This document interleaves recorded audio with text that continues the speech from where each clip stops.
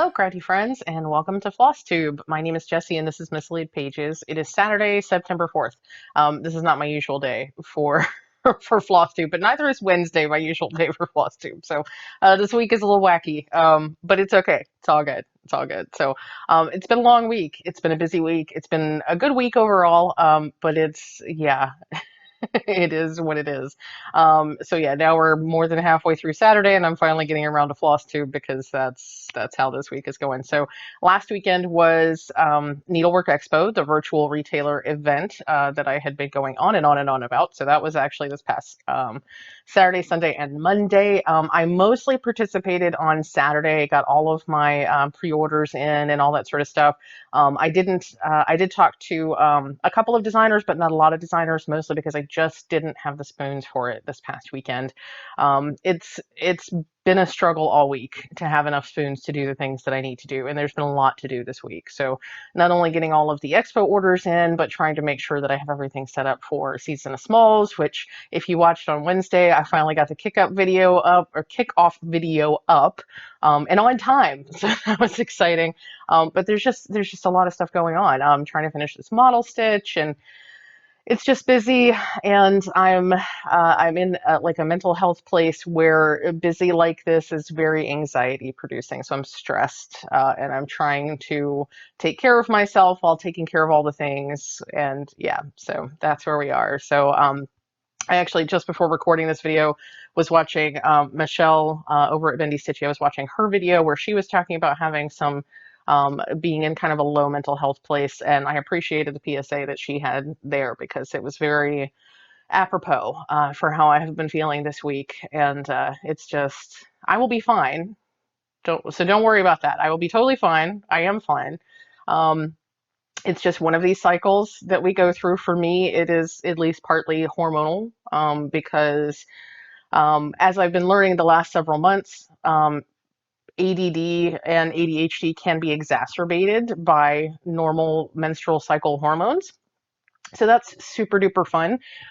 So now that I'm getting older, I'm finally learning, or I'm starting to realize that some of the issues that I've had since I was a preteen, with like emotional dysregulation and feelings of anxiety and just like a lot of different things that I have been dealing with and thought were PMS or PMDD, are actually more likely my ADD/ADHD being exacerbated by the fluctuation of hormones.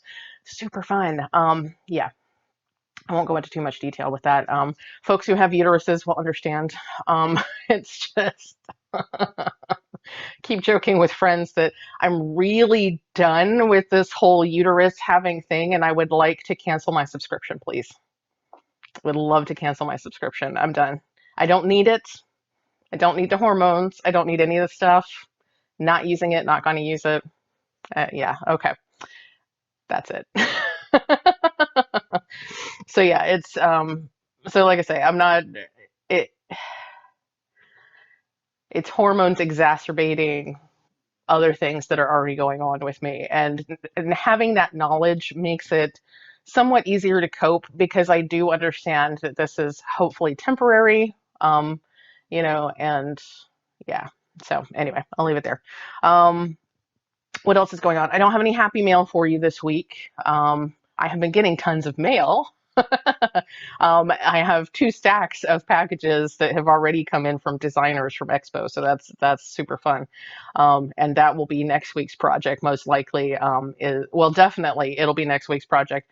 Hopefully by the end of next week, I'll have all the packages in and I can work on all of the orders. But even if I don't have all the packages in, sometime next week, I will start putting together packages and sending out the ones that are ready to go, because there are of course smaller orders, bigger orders, all that kind of stuff. So I'll start getting those out the door next week. But I'm giving myself a break on Expo for now, at least until all of the packages arrive. So there is that, but I don't have any happy mail to show you. I do have some purchases that I'll show you a little bit later. I have some whips to show you. I have some finishes to show you. I'm very excited, or I have a finish to show you. I thought I was going to have 2. I only have 1, but I have a finish to show you, some whips to show you, and we're going to talk about WhipGo as well. So let's see, what else? What else? Deep breath. It's all good. Okay, should we talk? I'll talk really briefly about what I've been watching. Really briefly. This sometimes turns into a really long segment, so let's talk really briefly. I really want to mention the show, this new to me show called Work in Progress that I just discovered on Showtime. Um, it's actually in its second season. Its second season is 2 weeks in, I think, 3 weeks in, something like that. And it's a really interesting, different. I shouldn't say different. It's really interesting to me because I don't often get to see shows that star non-cis, non-hetero female characters. And it's a really interesting show from that aspect, especially because I can identify with the main character. Her name is Abby McEnany, who I think is a comedian. I've not been familiar with her outside of this. This is my first experience of her as an actor, as a comedian, as anything. And the show has a lot of interesting things to say. And I like the fact that it's centered on her. She's definitely not a cis woman. She does identify as a woman. She actually identifies as a queer dyke is what she calls herself. I'm not sure about the specific definition of dyke these days. There was a time when that was a not nice word to use. I don't know if that's still true since she self-identifies. I guess it's positive. So I'm not real clear about that, but that's how she self-identifies. So at least the character does. I don't know if the actress does. Um, but yeah, so she's definitely not a, heteronormative, all that sort of stuff kind of character. She's heavier. She's not feminine looking, and all this sort of stuff. So it's always good for me to see somebody like that in a starring role because it's more like it's a closer representation of me on screen versus, even though I love a lot of these different actresses, I'm not a skinny, model gorgeous kind of person. And so when that's what is supposed to be representing me in a story, it's somewhat lacking. So anyway, um, but the show is very, very interesting because it's largely about her and her mental health struggles and how she is dealing with relationships and that kind of stuff. And there's a lot of stuff in there that I identify with. There's stuff that I didn't know about or hadn't thought about in that way, and I really enjoy that. In the first season, spoiler alert, because I don't know if I can tell you any of this without spoiling some of it. But in the first season, Abby meets a person that she has this huge crush on, who she very quickly finds out is not actually a super cute woman, but is a trans man, a very handsome trans man, gorgeous trans man. um, so Abby meets this person, they start hanging out, and we learn it's interesting because it's a show where there's a lot to learn about transness and gender and other than heterosexual cisgendered stuff, but it's not teaching the audience because it doesn't and this is kind of exemplified in something that the character Abby says at some point. The job is not making, or the show is not making its job to teach people outside of this community who this community is and what these words mean. But if you know some of the terms and if you know about some of this stuff, there's a lot to learn just by people being who they are in the show. And I think that's really fantastic.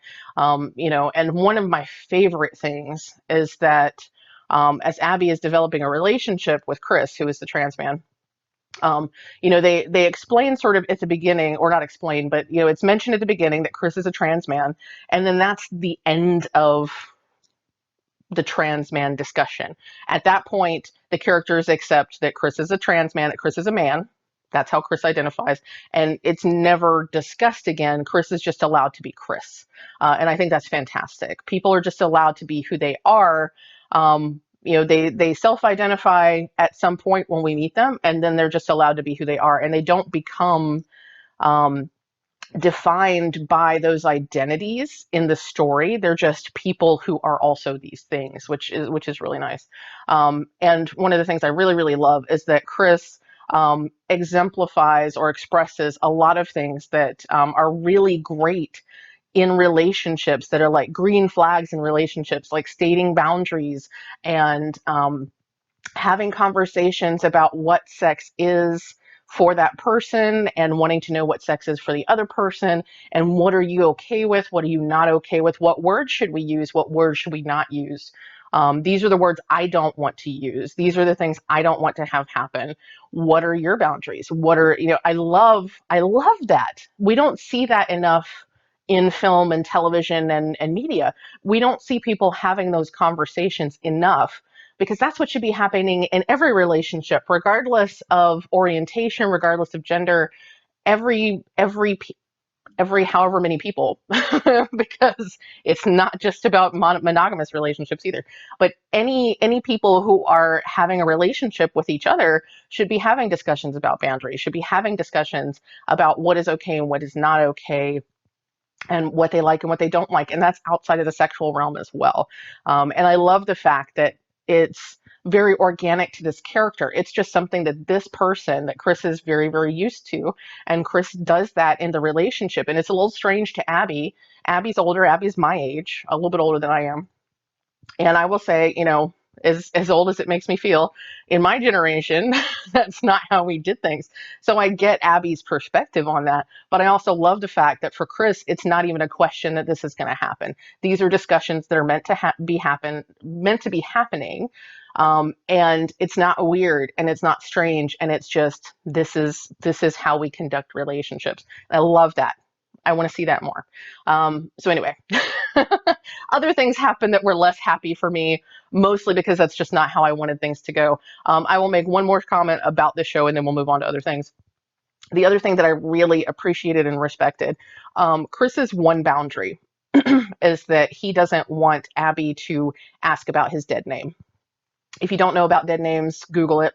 But that's his one boundary. He's like, I'm open to pretty much everything, but don't ask me about my dead name. Abby ultimately finds out. Spoilers. I won't tell you how or why or whatever, but Abby finds out.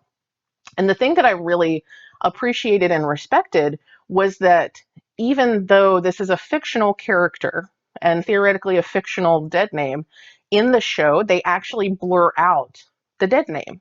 Nobody, when and if anybody speaks this dead name, they blur out the lips, they fuzz out the sound, they blur out any visuals of the dead name. So even though this is a fictional character who has this boundary, they're showing how important that boundary is, by not letting the viewer see that name, by not letting us hear that name, by not letting us learn what that is. Even in the end, I won't say, because that really is spoilers. But at no point do we ever actually get to know what that name is. And I think that's such an incredible statement. They never say in the show, there's no statement in the credits, there's no statement, on the outside viewer level telling us why they did that. But I understand why they did that, because dead naming somebody is incredibly bad. It's more than bad. It's a violation. It's a betrayal. And I love the fact that they let us know that even a fictional character deserves that respect. Even a fictional character who theoretically does not exist, who doesn't have a dead name because they're not a real person, even that person is deserving of the respect of not having that name spoken, read, heard again. So I just have to put that out there, because it's really, really, it's a big deal for me. I really, really appreciated that. So it was something that really, really struck me. So if that's the thing that you're interested in at all, Showtime, Work in Progress, Abby McEnany, it's a really, really good show. I'm not sure about the second season. I liked the first season. Less happy with the ending, more just because it's not how I wanted it to go. I wanted things to be different. But for the most part, it is pleasantly unexpected, compared to most of the shows where the main character gets into a relationship and we follow the relationship. There's a lot of really good things that happen, so it's worth the watch. At least the first season. If you don't want to watch the second season, it's all good. So I've also been watching a show called Nine Perfect Strangers on Hulu. It has Nicole Kidman, which kind of makes me not want to watch it, but it's okay. It's actually produced by Melissa McCarthy. And so she also stars in it. Several other well-known people star in it, and it's an interesting show. I don't know what to say about it other than it's surreal, and I'm really curious to see where they're taking it. I can't really tell you much about it without kind of destroying the illusion, but yeah, something to check out. If you do like Nicole Kidman, it's got Nicole Kidman. It's also got that guy who's been in stuff who I don't remember his name. He was in the latter seasons, like the later seasons of um, Will and Grace. He was the police officer boyfriend, I think, that Will dated. He's that guy. Yeah. Melissa McCarthy too. It's good. It's good. It's worth the watch as well. It's just weird, and I don't really know what to tell you about the story. So yeah, so that's what I'm watching. A lot of other random stuff. I just started watching Lower Decks as well on Paramount, which is a Star Trek based animated show, and it is goofy and I love it. So let's talk about cross stitching. Where are we going to start? Okay, so season of smalls. So the kickoff was Wednesday, and I did actually go and start a cross stitch. I did actually go and start a small Wednesday evening, and I finished a small Wednesday evening. So I have my very first start and finish SAF for season of smalls. So this is No New Worlds. I'll hold it up real close so you can see it. No New Worlds. I'm not sure if I love my signature down there, but you know, it's on there now, so it's done. So this is a piece of 32 count. I don't remember if it was a scrap or if I used part of it for something else or what, but it's 32 count Lugana from hand dyed by Rolanda. It didn't have a color name on it, so I can't remember what circumstance I bought it. But it was a small piece that I had, so I did a small on it. And I used Sulky for the first time on this. And this color is, let me see, this color is 4067. So it's sort of like a bricky red clay kind of color, slightly variegated, but not super variegated. So I have some deeper and darker reds, but this is the one that really felt the most right to me. I liked the variegation and everything. And yeah, so I was very excited. There's 373 stitches. Took me somewhere between 4 and 5 hours. I didn't really time myself, but I know I started it in late afternoon and finished it at, I don't know, 10-ish or something. So there was dinner in there. There was lots of annoyance from cats. And I also stitched this. I did not put this on my stand. I just held it and stitched it. So it took a little bit longer than it usually does. But it was good. It was good. I'm not sure I'm in love with Sulky. I mean, I kind of am. I like the fact that I only needed the one strand. That was really nice. It doesn't feel as nice going through the fabric for me. And it probably was more the stitching without a stand, so I wasn't able to stitch two-handed. It was probably more the one-handed stitching that made it twist so badly, but that was a problem. So No New World. So this is Amanda May. If you haven't watched last week's video, it's Amanda May of Art Design. She designed this, and a little bit of fangirl squee here. So I posted this on Instagram Wednesday night. And of course I tagged Amanda because it's her design. And I was very, very thrilled when she actually commented. And not only did she, enjoy the colors and everything that I used, but she thanked me for stitching it. So it was really nice. So that was really cool. So that is start and finish number 1 for season of smalls. I already have one under my belt, 10%, 90% left to go. And then last night I started a second small. So let me show you it. It is not finished, not quite. So this is from Ba Meow, and this is called, so this is Ba Meow. This is Crystal Gazing Mandala. And I am actually about 2/3 of the way, I think. This is actually, it's not as, there we go. It's about 646 stitches. And I got 460 something done last night. So it is, I got about 200 stitches left, a little bit less than 200 stitches. So whatever percentage that is, because my math is not working, my brain is not matching. So anyway, yes, so I got it nearly done, but it was like 10:30 and I was done. That was all I could do. But I got a lot. I got a lot done. Hopefully I'll finish the rest of it today. So then I'll have a start and finish number 2 for Season of Smalls. I'm very happy with this progress. I can say I probably will not keep up this pace, but my thinking was, um, so there's 8 weeks between September 1st and October 31st. So if I were doing 8 smalls, that would be 1 small a week. Since it's 10 smalls, I kind of wanted to step up on the front end and maybe get a couple extra smalls packed in, so that if I'm slower towards the end of October, especially because there's lots of stuff going on in October, so if I have a less stitching time in October, I will still get my 10 at least. So yeah, so I did 2 this week. I probably will cool it slightly. Maybe try to get 2 done next week as well. We'll see. But yeah, so this is, as I said, this is Ba Meow Crystal Gazing Mandala, which is really, really cute. I like the design a lot. This fabric is a 28 count opal Lugana that I dyed myself. It's got these lovely blues and purples. My original thought had been to just do the entire mandala in this variegated, this is all sulky by the way, in this variegated kind of purple pink sulky, but you can see that some of the colors in that variegation are not actually very visible on the fabric. It wasn't quite as poppy as I had hoped it would be. So what I ended up deciding to do, okay, here we go. I lost the pack.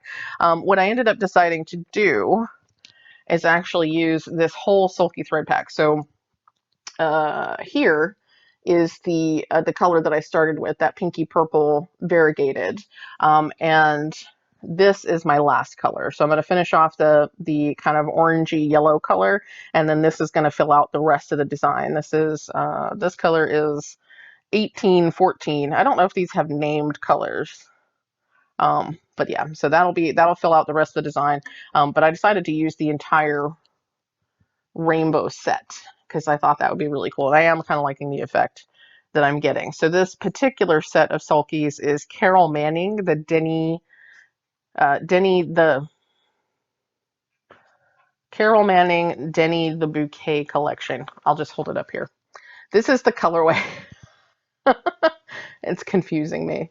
So yeah, so this is a sulky thread pack that you can buy. I don't currently have these in the shop because I haven't actually set up a wholesale account with them, though I want to. I just haven't gone to figure out what I need to do. So that is the set if you're interested in having those colors. And I'll list these colors out on Instagram as well. Or you can pause and you can write them down. So yeah, so that's where we are. So I'm going to finish off this kind of golden yellow color here, and then we'll have that gorgeous deeper pink to fill in the rest of the design. So less than 200 stitches. So that'll be done pretty quickly. So those are my starts for the week, my 1 finish, and my 1 whip left for the week. So yeah, almost 2 down for Season of Smalls. So for those of you counting at home, that's 1.5 small. 1.5 small for the first week. I think after this week, because I'm trying not to edit today because too much time, I need to relax and do some other things. But I think starting next week, I'll have like an infographic where I update you on how we are into everything. So yeah, so that's that. Obviously, more smalls coming. I had hoped to finish my big model stitch this weekend, but it may take into next week because I have to take my mental health and physical health into account. And if I push it too hard this weekend, then I think it's just going to be a bad situation. So I'll do what I can this weekend. I have about 2,200 stitches left in it. So I do have still a hefty lift, but it'll get done when it gets done. Fortunately, the designer is incredibly understanding, and I'm in constant communication with her, so it's all good. But yeah, so it's taking longer than I had hoped. I really hoped to finish it this past week, but I just did not have the ability or the capacity, and I let her know that up front. But yeah, so 2,200 stitches were so close. And now that I have, or once I get a second finish under my belt, I think I'll have some more like mojo to be able to get back to stitching a big piece. So very, very close on that. And then somehow in the rest of this month, I'm going to try to work in my whip go pieces. I'm going to show you what my whip go pieces are for this month. I have no idea if I'll get to them because they are pretty low on the priority list, but we'll see. We'll see. If I get 5 smalls in and still have lots of time left at the end of September, then I will absolutely do my whip go goals. If not, it is what it is. So as you may recall, I did meet one of my whip go goals for last month, which was Animal Almanac. So I got my 500 stitches in there. That was totally fine. I think I showed that already. I did not pull it out for this video. So, but I did not get a chance to touch Drama Llama at all. So I still want to work on it. I will probably pull it out in November regardless, because November is, voting month and, all that sort of stuff. So I really like to work on that when political things are happening. So it's just kind of like, that's my thing.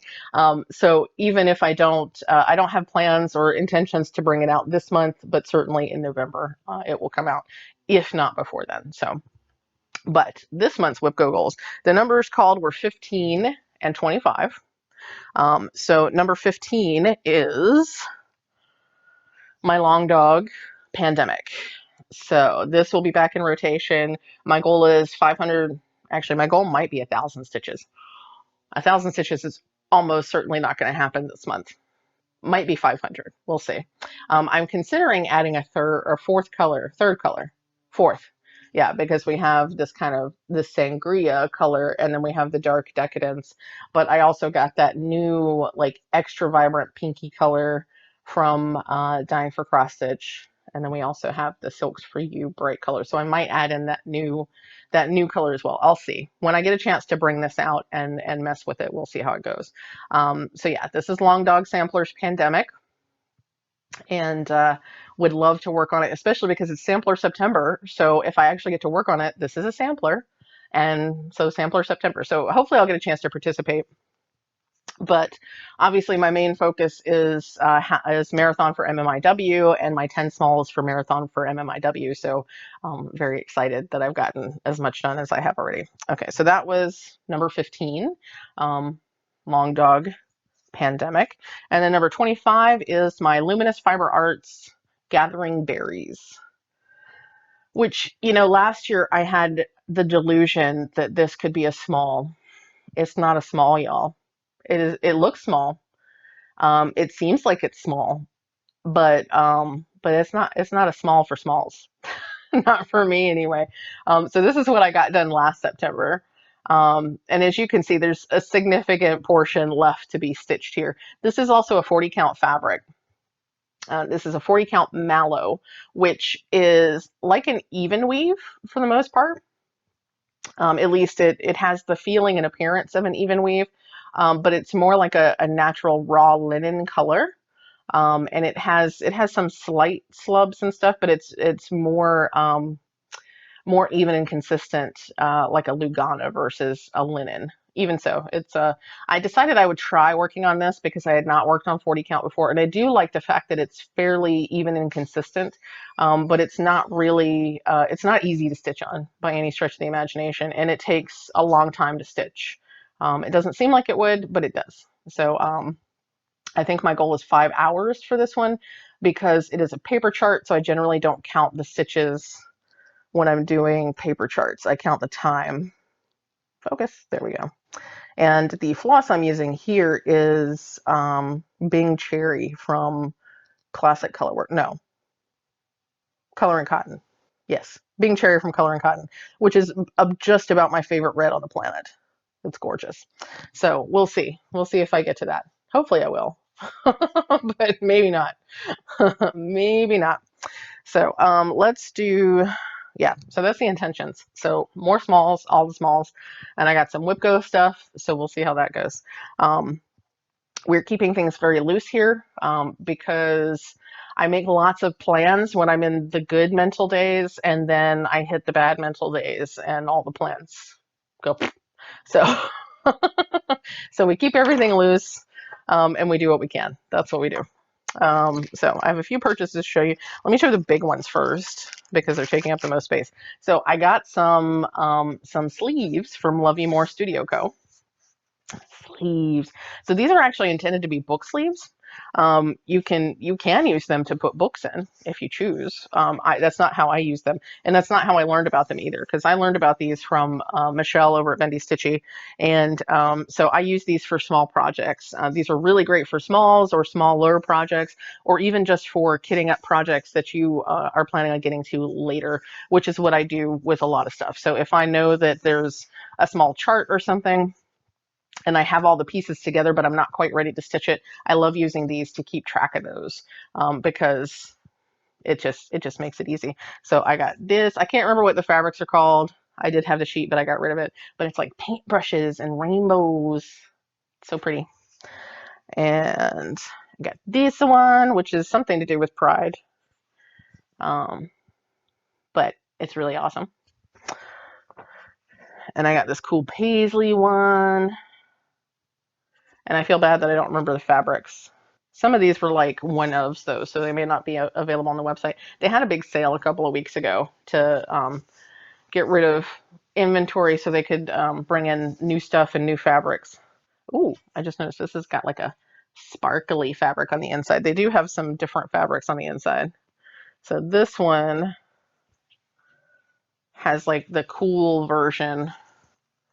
Not cool as in that's awesome, but cool as in temperature cool.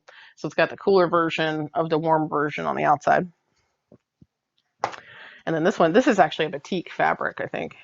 And this has a really cool like paintbrush effect rainbow on the inside. And last but not least, I like to keep my Barbara Annas in these especially.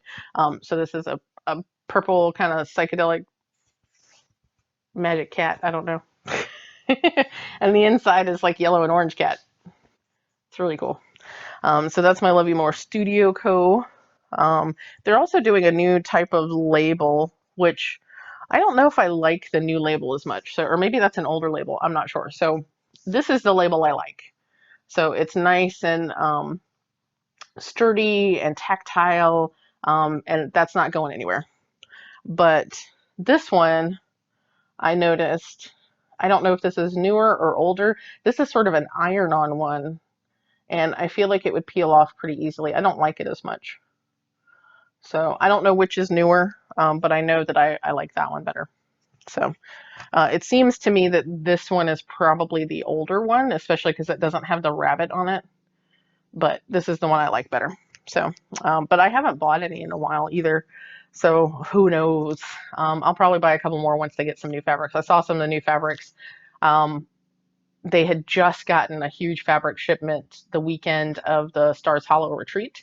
So I got to see, like, preview some of those fabrics. So I might have to get some more. We'll see. I also got my Color and Cotton floss for the month. So I get the 3 primitives and 5 brights. And these are August colors, not September colors. Look at those. Those are definitely autumn colors, though. I love these. So we have this red, which is Merlot. We got this burnt orange spiced cider, which I think this doesn't look quite like the same color. Michelle was just talking about spiced cider on her channel, but I think that might have been classic Colorworks spiced cider because it was much more highly variegated than this. That's what she's using for a long dog sampler. And this is Castle Garden. Very, very pretty. I love these 3 colors together. I'm going to have to find something that needs 3 colors, and I'm going to have to do it with these 3 because this is gorgeous. I like that. I like that combo. And let's see, the brights and variegateds.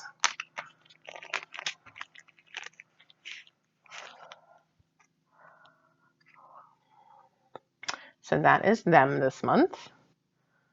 And I'm kind of surprised at this Morning Glory. That's really dark. That's unusual for this set of colorways. But, oh, it's because it's variegated. So it's actually a black, like royal blue variegation. I don't know if you can see a little bit. I have better light now, so you can actually kind of see things sometimes. That's nice. So that's that one. Ooh, making color combinations here. Look at that. What do we think about that? I like that a lot. That's really kind of gorgeous. Okay. Seahorse. It's kind of a pale green celery color. It actually is a little bit brighter. Oh, and now it's on the floor. It's a little bit brighter than it's coming off on color on camera. This is Fiesta, which matches my shirt. That is the same color as that right there. We've got Cupid, which is a nice pale pink. And we have Crocus, which is a nice pale lavender. Very nice. So those are the flosses for August. And I also have the fabric for August. So the last stuff I have to show you is fabrics for this week. So let's go with the color and cotton fabric first, since I was just talking about color and cotton. There we go. So this color for this month is Neptune. I'm getting 28 count Lugana from Color and Cotton. So here is Neptune. It's a very pale kind of aqua. Not as pale as it's coming off on camera, but it is fairly pale. So that's my Color and Cotton.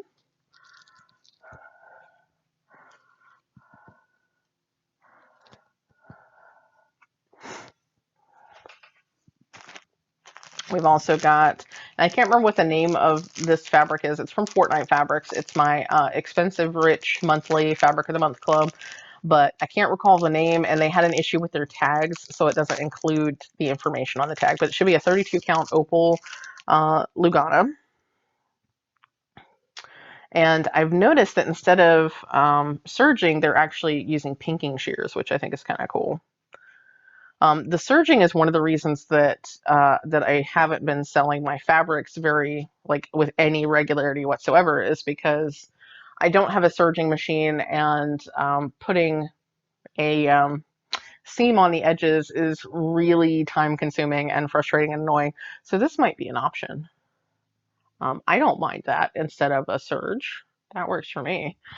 So this is a gorgeous color. I can't remember what it's called. But it's a really pale powder blue, and it's got just a little bit of shimmer. I like that a lot. It's going to be fantastic for some kind of wintry chart, I think. Really nice. So that is Fortnite.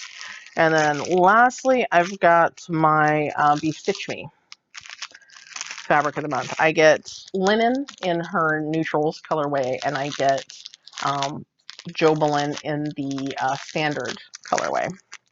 So this month's linen, 32 count linen. The color is called Bedrock. Oh, the mail's here already. Oh, well, it is, yeah, it's the afternoon. That's why the mail's here. So Bedrock, which is a really interesting color. Wow, the fabric softener is strong with this one. So there is the color. I'm like looking around because I keep feeling like the microphone can't pick me up. I keep forgetting that I have a lapel mic. So there's Bedrock, which is a really nice, I kind of like the dark grungy brownness of this. I was just looking at something that needed a dark background, and I can't remember what it was. I'm gonna have to start taking notes, y'all, because I literally just was looking at one of my patterns that needed a dark brown. This might not be quite dark enough, but that is a nice dark grungy kind of feel. It's a little too dark for cryptids, I think, the creepy cryptid style. Though I'm thinking now that I'm actually going to do creepy cryptids, because this was actually Dee's idea originally, Dee of Dee's 20 Stitches. They had wondered to me whether the creepy cryptids could be done as individual smalls for Season of Smalls, and I was like, sure, why not? And Rachel was just telling me that the first creepy cryptid drop, which I won't tell you what it is in case you want to be surprised, is like 33 by 54 or something. So that's definitely a small. So I'm thinking what I might do is stitch individual creepy cryptids separately, finish them separately, and then do something with them that way. That way, if I want to do a couple of creepy cryptids during Season of Smalls as smalls, that would be fantastic. I love the border for the whole creepy cryptid thing, but I know me and I know borders, and I don't know when or if that's ever going to happen. So I might just do the little creepy cryptids and then create my own kind of frame. I have some ideas. So this might happen. Okay, there we go. I know I'm like casting magical spells. Trying to So anyway, that was my thought process. I see the dark color and I'm like, something needed something dark. I don't remember. Something needed a dark thing. I'll figure it out eventually. Okay, so here's my last piece of fabric, and then I'm gonna let you go and enjoy your Saturday and your Labor Day weekend if you're in the US, and your regular weekend if you're not in the US, and all that sort of stuff. So this is called Garden Party. This is on Jobelin, 32 count Jobelin. And I'm gonna hold it all the way open, and I'm gonna give y'all a second to see if you see what I see. I don't mean to say it that way, but so let's see. Okay, so the colors are not coming out. They're not coming out terribly well. So this looks like pale with a little bit of dark brown on it, but it's not quite that. The light is not nearly as good. It's just very bright. Okay, the color's not coming out as well as I thought it would. So you probably won't get what I'm getting here. Okay, so she is calling it, what did I say? Garden Party. But let me see if I hold it down here. When I hold it up, it changes the color concentration. So you're really not getting it. So the tones that are actually in here are, obviously we have this sort of creamy background, but there are actually like pinky orangey tones mostly with some greeny gray kind of veining over top. So Brandy is calling this Garden Party. To me, it's very reminiscent of Haley's Garden, the colorway from Mystic Fabrics. So, and I don't mean to make that a thing. It's just interesting to me because they're very similar and they have similar names. So I was just kind of like, that's interesting. I wonder if she did that on purpose. But you're not getting the pinky tones and the greens. So I don't know if y'all will see this. But to me, I opened it up and I was like, huh, interesting. Yeah, I like it. I'm not sure what I would use this for. Just like I like Haley's Garden, but I don't know what I would use that colorway for. I'll find something. Obviously, I'll find something. But yeah, Jobelin is my jam. So that is the fabrics I have for you. That's all the purchases that I can show you anyway. There's lots of purchases sitting back there on the office side of the room for the business. But yeah, these are all my personal purchases that I can show you. Let's see. So what's going on next week? Oh, let me tell you this. So the Black Needle Society is putting out a call for new representatives for YouTube and for Instagram. So, and what they're asking, so you can apply to be a rep for either on the YouTube platform or on the Instagram platform. I'm not great with Instagram as a social media thing. I like posting pictures and I like sharing stuff. That's what I use Instagram for. I do use it for my business because why not? But I'm not great at managing that. I'm great at YouTube, or I'm fine at YouTube. So I'm actually going to apply to be a YouTube rep.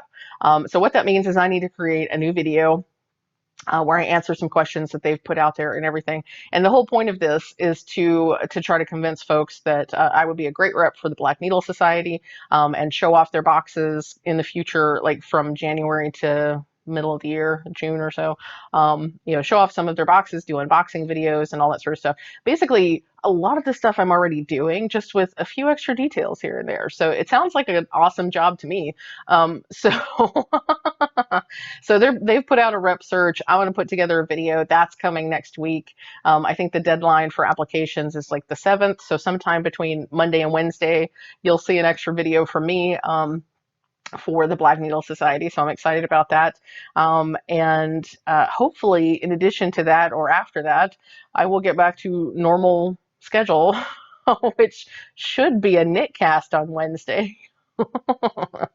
I can't promise there will be a knit cast. I'm hoping to have a knit cast for you Wednesday and then Flosstube on Friday. So Black Needle Society Monday, hopefully knit cast on Tuesday or Wednesday, and then Flosstube on Friday. So hopefully we'll get back to regular posting. Yeah. And then we'll see how far that goes. Now, I haven't mentioned it yet, but October is Vlogoween. So what that means, at least on this channel, I don't know how other people are doing things. Some people are calling it Flossoween, some people are calling it Vlogtober. I like Vlossoween, Vlogoween. Yeah, so we'll see. I'm going to call it something. And basically what that means is I'm going to try to do videos pretty much every day in October 1st to 31st. And that will involve doing lots and lots of reveals and unboxings because I have one or two yarn boxes, maybe just one yarn box, I've forgotten. But I also have one or two cross stitchy boxes, one of which is the Black Needle Society Trick or Treat box, which I'm very excited about. I should also have the Stitchy box Halloween Bash countdown box coming. So I've got at least two Stitchy boxes. I've got some yarn. So there will be openings every single day. There'll be short videos. It won't be like hour-long videos, but it will be something to tune into every day, something new.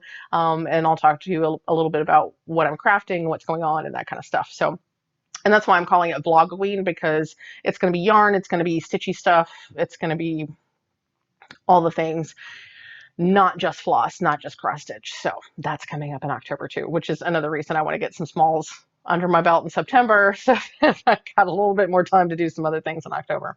So that's all coming down the pike. I hope y'all are as excited about that stuff as I am.